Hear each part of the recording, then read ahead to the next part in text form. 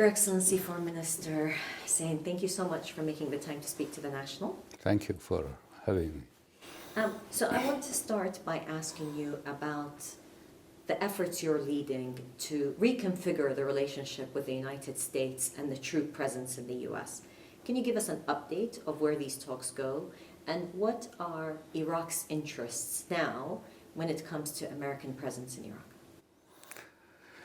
In the first place, the American has been invited by the Iraqi government. It was during the attacks of the ISIS terrorists in Iraq. So it goes back to 2014. And the American participated in the fight against ISIS. Not only the Americans, but also the allies, which has been also established because of the fight against, or war against ISIS.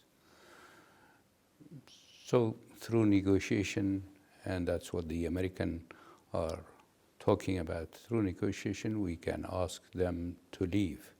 So negotiation is already started, the second round of the negotiation between the Iraqis and the American in the framework of military council, military committee. And this process already started, so we will see how it goes. What are the main points of the negotiation? I think the main point of the negotiation in the first place is, from Iraqi side, do we need the American troops and the allies troops in Iraq, because at the end they came to fight ISIS. Is ISIS a threat to Iraqi security and to the region? Is it still a threat? And of course, the second part has to do with the Iraqi needs. I mean, Iraqi military and security needs. Do we need the American to help building or rebuilding the Iraqi forces? All these questions will be asked, and both sides, they are professional. They are trying to find answers for these questions. However, the decision about having the American allies troops in Iraq or not is a political decision. So at the end, it goes to the political leadership to decide about that. In your assessment, does ISIS still pose a threat to Iraq? It is difficult to say it is not a threat. ISIS was a small group when they attacked Mosul. But within few days of their attack, they were able to control Mosul. And then they were able, within a few weeks, to control 1/3 of Iraqi territory. So we cannot talk about ISIS as only fighters. ISIS is also an ideology. There are many peoples who are supporting this ideology, or they belong to this ideology. This is one side of the problem. The other side has to do with the fact that there are hundreds of ISIS leaders in prison in Syria under the control of Syrian Democratic Forces. Imagine if one day, and Syrian situation is not stable, if one day those guys will be free, and they are leaders, I'm talking about leaders of ISIS, they can cross the border. And by the way, the prisons are not far away from the Iraqi borders. They can cross the borders, and then once again they can reorganize themselves inside Iraq. Besides that, we have got many cells of ISIS, although they are not strong as before. Many cells of ISIS still active here and there inside Iraq. So talking about that ISIS has disappeared is not correct. But also talking about ISIS is a real big threat now is not a threat, but it can be a threat because of these circumstances and because of the fact that the situation in Syria is not stable. The security in Syria affects us directly. and there is an interaction between our society and Syrian society. I want to ask you, if possible, on the issue of the talks, as you were saying, that it's a negotiation. So nothing is yet determined, because sometimes, perhaps for us in the media also, the way we write about it is almost like it's predetermined. It's just a matter of how the withdrawal will happen. There is still no firm decision that it will definitely mean an end of American presence in Iraq? Iraqi side, of course, the message which has been given by the Prime Minister to the members of Iraqi delegation is that we want to reach that end, to reach the end of the having American and allies troops on the Iraqi soil. So the message from Iraqi side is clear. Then the question is how, when, and the question is what about the American reaction? So that's why we are talking about negotiation. Now, as you mentioned, there's the American presence, but there's also allies. Do you imagine in the future, even if there's any agreements with the Americans, it will not include other countries that have been part of the coalition present in Iraq? Or are you having separate conversations? No, of course the coalition is led by the American, and if the American will leave, then that means this is part of the reality. That means the others will leave. But we made it clear that NATO mission can stay, and we need a NATO mission in Iraq. NATO mission established good relationship with the Ministry of Defense, and now, in fact, they widened, enlarged their mandate. They are giving training to the federal police, which belongs to the Ministry of Interior. So NATO mission is there, and NATO mission, it means also the American and other countries. NATO is part of Ally. Ally is larger, but NATO mission will stay there. And this is a decision. So the negotiation is not about NATO mission. The negotiation is about American troops and allies. But you envision the relationship with NATO to continue and Yes. that presence to continue. Yes. Also, I know you met with the Assistant Secretary General of NATO recently, and also His Excellency the Prime Minister met with Stoltenberg, the Secretary General of NATO, in Davos. So We met him in Davos. That's true. So you see the relationship moving positively with NATO? Yes. What differentiates? Why do you see the relationship with NATO as positive and growing, whereas the American and coalition forces differently? What's it in the mind I of don't the see Iraqi the relationship with the ally and the American negative, but we are talking about how to reshape our relationship. You see, in the Iraqi politics nowadays, there are two tendencies. One, they are talking about leaving all these troops must leave the country. But there is another one. They are talking about establishing with the same countries on bilateral level security agreements. So even with the American, almost all political leaders, they are talking about we need to have security agreements with the American, but it will be a different agreement.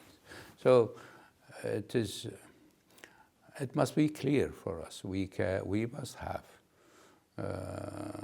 support of many other countries, and we are in need for support of other countries for the security of Iraq. We need that because of the Iraqi interest. But to reshape it, to reorganize it, that's a different story. You've been foreign minister for several years. You have relationships globally. I want to ask you, how do you characterize today Iraq's relationship with America? How would you describe it? There were some damages I may say, for the first time after 2003. But we started to repair it. There were some damages because of the attack and contra-attack, but we started to repair these damages. As Minister of Foreign Affairs and believing in good relationship with various countries. I know Iraq needs United States. We consider United States as an ally. United States was with us in the fight against ISIS. We did it together.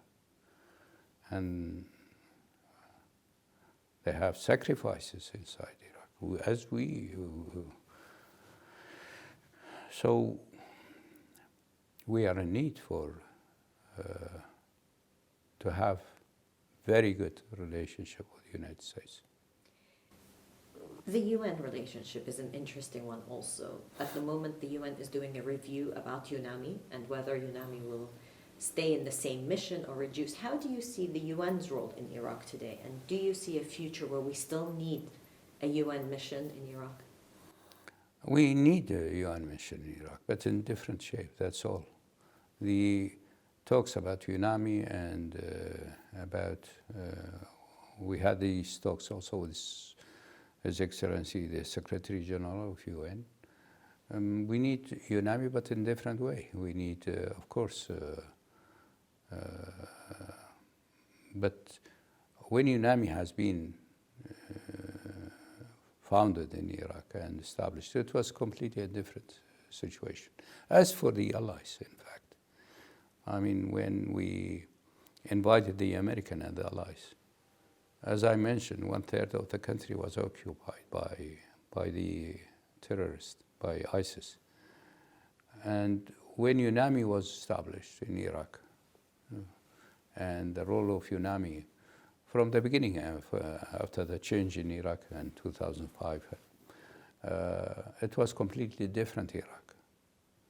So that means now the work of UNAMI will be different from now on. That's why we started to talk with UNAMI and with the UN about that. And there will be a report, I think, March, evaluating the work of UNAMI, and we are going to study that report, and on the basis of on the basis of that report, of course, our negotiation will start with the UN. But you would like to still see a presence of the UN in Iraq, but in a different shape? We need them. We need them. We need them. But in a different shape. That's correct. There was, of course, the terrible attack on Erbil in January. Less than a month ago now, even though the events of the region are so quick, it seems like a long time ago. But this was a terrible attack. Civilians were killed. At the time, Iraq said that they would go, that, you know, Your Excellency, you even wrote a letter to raise this issue to the UN Security Council. But then there was a lack of clarity, ambiguity about what does that mean. Can you explain to us? No, we sent a letter to the Secretary General, but also to the Security Council. But then asking for a meeting of the Security Council, that's a different issue. And you didn't request a meeting. You wanted to alert them of the development? But the letter is still there, so.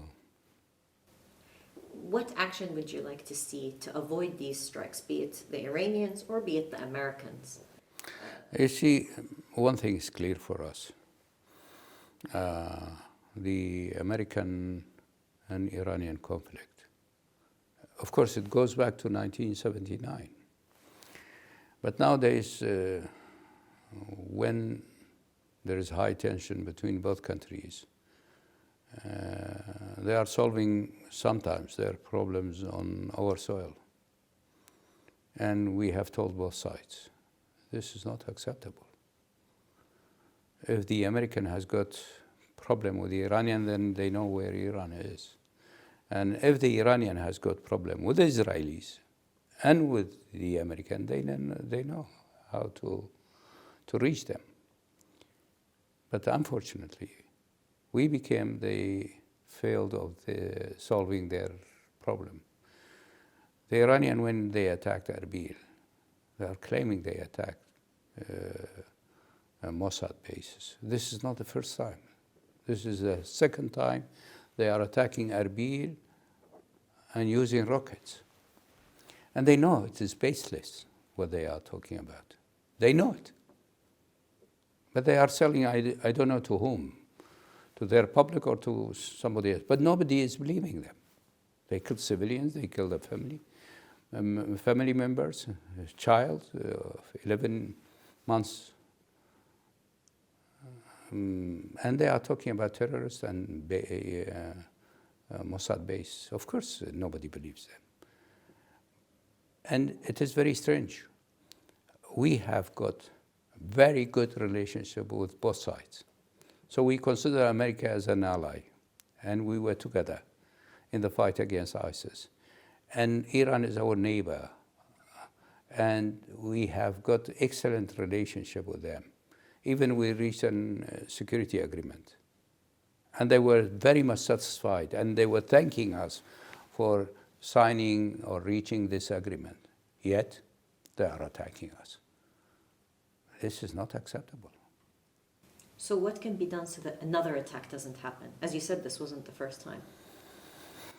I think now was clear for them. You see, the first attack happened. I went to Tehran with the investigation team at that time.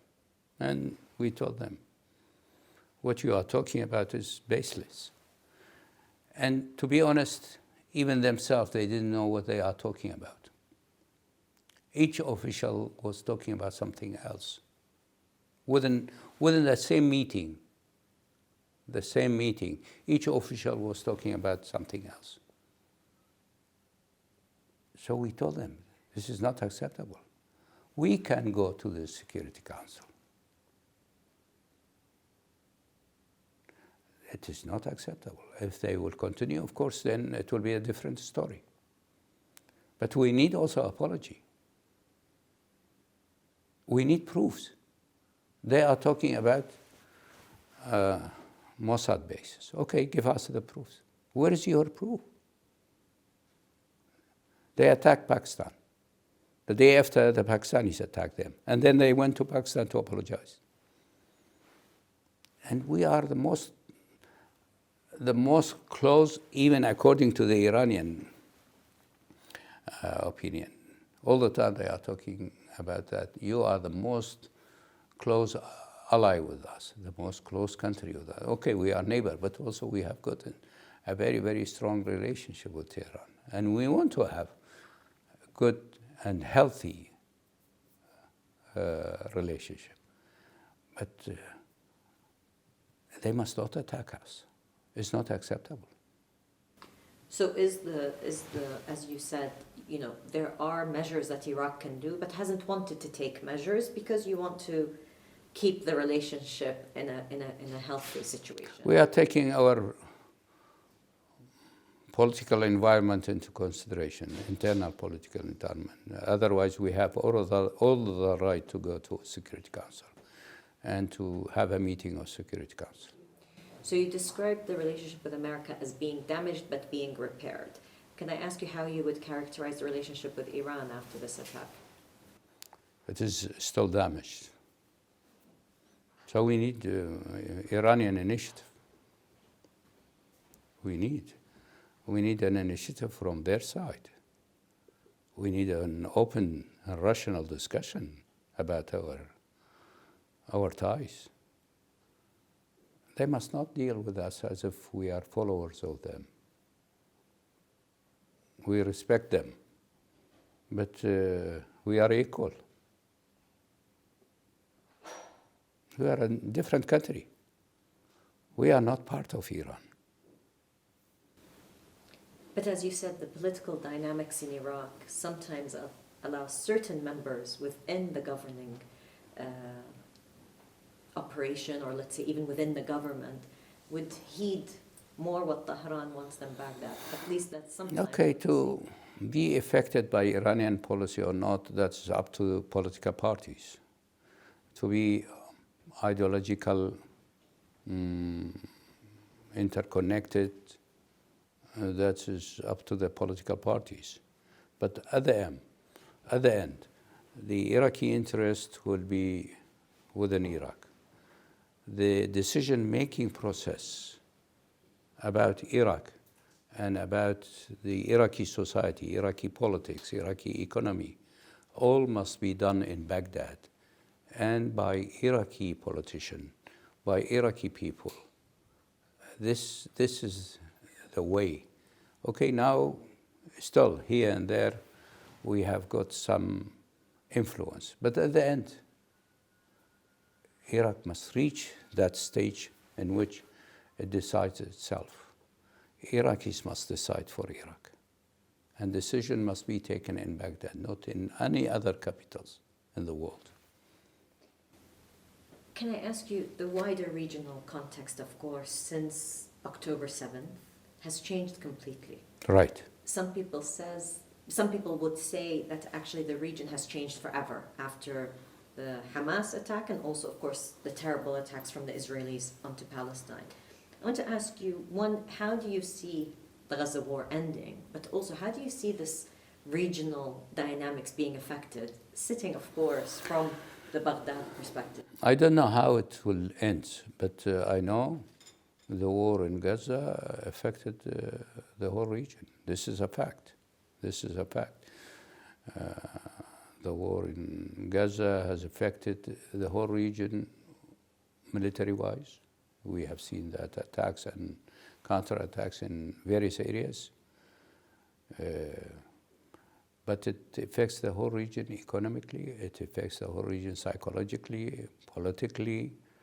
And this is a war on TV. Everyone sees the war while sitting at home. And they see the war and killing people, killing children, deportation of the Palestinian people. Of course, this creates huge reaction. So it affected many countries around the world, but it affected the area directly. And we have seen it. In fact, in Iraq, for about 1 year, there wasn't any attack or counter-attack. No attacks. But when the war started, directly there were reaction from some groups, and they started to attack the American, who are based in Iraqi bases. By the way, we don't have American bases. They are all in Iraqi bases. And of course, under the slogan of that the Americans are supporting the Israelis, and that's why we are attacking them. And we have seen what happened in Yemen, what happened, and Lebanon is under threat now. And of course, the attacks in Syria continued. So the war in Gaza affects all these areas. And it creates a huge problem because we don't know what happens in the West Bank. Imagine if the war will be widened and it will reach West Bank and then South Lebanon. And then what does it mean that? What does it mean West Bank for Jordan? What does it mean deportation of population of Gaza to Sinai? And effects of that on Egypt, the Egyptian politics. But now the attacks in Red Sea, and it has effects on Suez Canal and on the economy of Egypt. The whole war in the area affects Egyptian economy because at the end, Egyptian economy has got various pillars. One of them is tourism. Tourism stopped. One of them is Suez Canal. Now we have got this problem of attacking the ships in Red Sea and then affects Suez Canal. So it is not only violence, also economic effects.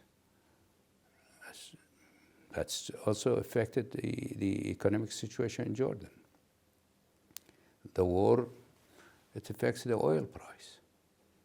And oil price for oil countries is good, but for non-oil countries it's disaster. So we see the war has got various dimensions. That's why it is important to stop this war. So Iraq, of course, has been one of the strongest voices calling for a ceasefire, an immediate ceasefire, and we still haven't seen a ceasefire.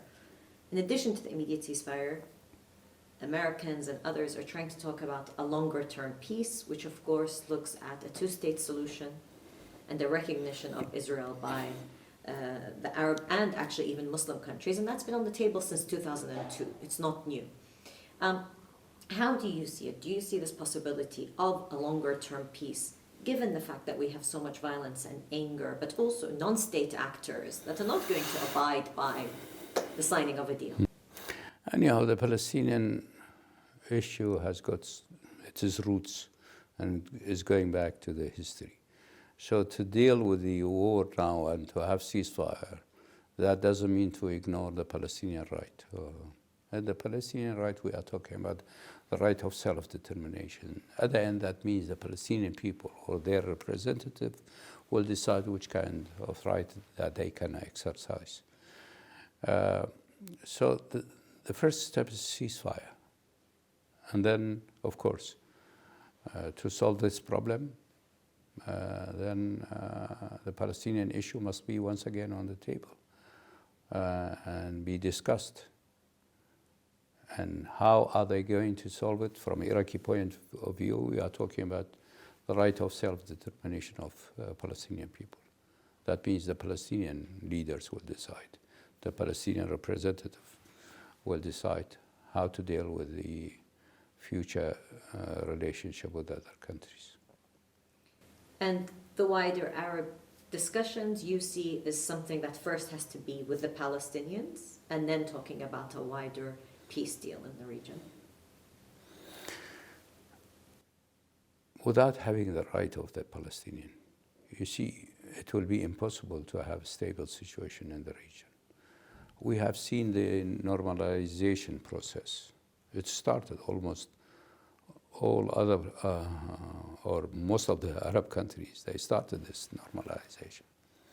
And some people, they were thinking that if there will be this normalization process, and if it will continue and we will reach that process to the majority of Arab countries, then the Palestinian issue will be solved. But the reality told us something else. The reality is that you must start, or it was better to start with Palestinian people, because the problem is there. And they have the right. And they have the right to exercise their right of self-determination. So now, coming back to this path, I mean, negotiation with Palestinian people is the right way. Some people in Iraq say this is something that's far from us. We shouldn't be getting involved when it comes to Palestine or others. Of course, for you as foreign minister, you have to look at the world, not only our immediate neighborhood, but also the world. So I want to ask you a final question. What are your priorities at the moment as the foreign minister of Iraq, as our top diplomat, and thinking about the future and how we can bring stability to Iraq? What are your top priorities? My top priority has to do with Iraq, security in Iraq. Without security in Iraq, we cannot implement our plans for developing the economy, for having a better society, for strengthening our democratic process. So we need security for Iraq. We suffered a lot. We, the Iraqis, we have been in fight with ourselves and with others for 50 years. Perhaps 2, 3, 4 generations has been born and educated during wars. That's why we need peace and we need security inside Iraq. To have peace and security, we need good relationship with our neighboring countries. Our problems are coming from our neighboring countries. And our solutions, and the solution, the objective solutions, is also coming from cooperating with our neighboring countries. This is a fact through history. So we hope that our neighboring countries will respect the sovereignty of Iraq, but also respect the choice of Iraqi people. Our choice is clear. we started our democratic process. And we have got problem with this process. But the problem is coming often from our neighboring countries. So respect for Iraqis, it means also good relationship with them.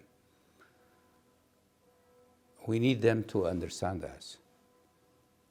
And on the basis of these problems that they are creating for us, we are approaching others.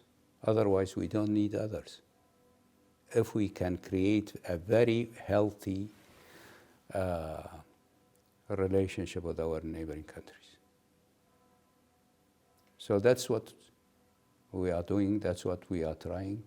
And in fact, because of these tensions, we were searching for solution between Iran and other countries. And we were helping the Iranian to have good relationship with others. So it is very strange that the Iranian are punishing us. This is not fair. Iranian must understand that. This is not acceptable. Perhaps they are powerful, comparing with Iraq. Perhaps they can beat us. But at the end, it's not acceptable. The majority of Iraqi people are not accepting what the Iranians are doing inside Iraq. And nowadays, we are talking about that. In the past, we were talking in our meetings with them about this issue. But nowadays, we are publicly talking about that. We need a different kind of relationship with Iran. I want to, for a moment, speak about Syria. I promised you the last question was the last question, but I need to ask you about Syria because you mentioned at the very beginning about ISIS and the presence of ISIS fighters in Syria. Also for Iran, having land route access through Iraq into Syria is something they have worked towards and continue. Can Iraq be stable without stability in Syria? No, our security is interlinked with the region. That's why we applied for having security, collective security in the region. And that's why we were talking about, even we supported the idea of the Secretary General when he talked about having a meeting 6+2. 6+2, he was talking about 6 Gulf countries and Iran and Iraq. I make it larger. That's one of the reasons why we started Baghdad conference. The first Baghdad conference, it was in principle about, it's true, supporting Iraq, but having a collective thinking about collective security. Without collective security, the countries will be in danger. So the security of Iraq is interlinked with security in Syria. But that's also valid for Iran. Security of Iraq is interlinked with Iran. So if there will be chaos in Iraq, it will affect Iran also. It affects Turkey. So our neighboring countries, we need each other to guarantee security of each other and not to create problem for each other. It seems very far to think about collective security in this moment. It is far. It is far because the interest of various countries in the region lies in different way. But that's the reality. You ask me about Syrian security affects Iraq, the answer is yes. Thank you very much for your time. Is there anything you'd like to comment on? No, thanks. Thank you very much. Thank you. شكرا جزيلا. هلا بيك.